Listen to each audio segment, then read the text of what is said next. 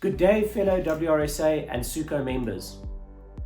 I'd like to implore on all of you, if you're serious about this industry and if you're serious about the future of your business, to partake in the Biodiversity Bill workshops that are scheduled to take place next week online, Monday the 15th of July, Thursday the 18th of July, and Friday the 19th of July. All three workshops will be identical, so there's absolutely no excuse for you not to attend these workshops. It's essential that we realize the threat that this bill poses on our industry. Wrsa has already had a strategic workshop, and I'd like to thank every single association member from the various associations across our industry that partook in this day, as well as our own members. It was crucial to understand what the crux of this bill is and the fundamental changes that are taking place. If we have a look at some of the new inclusions in the definitions of, for instance, alien and invasive, an invasive species now includes an extralimital species. And it's only when you delve into the definition of extralimital that you understand the threat hereof. An extralimital species is an indigenous species outside of its natural distribution range. Now, this is almost exactly the same reason why Wrsa went to court last year based on the TOPS regulations that now wanted to include sable antelope as a threatened or protected species.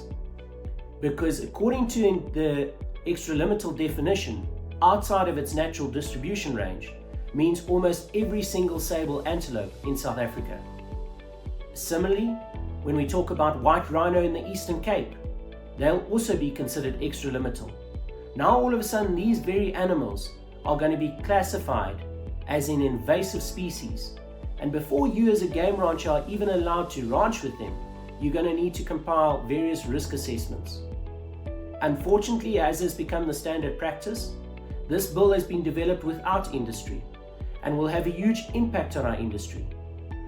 The advice we've already received from our legal counsel is that should this bill be published, we'll need to challenge it.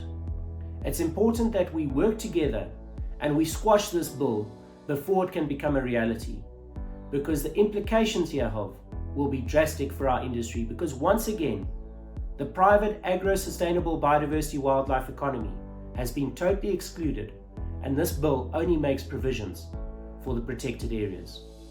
If you're serious about your industry, you will participate in one of the roadshow events that are due to take place next week, Monday, Thursday, and Friday.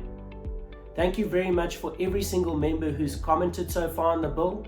We remind you that the closing date for this bill is the 26th of July, and it's essential that your comments are reached by the department. On behalf of Wrsa, I'd just like to say thank you for all your support, and we look forward to seeing you in one of the workshops next week. Thank you very much.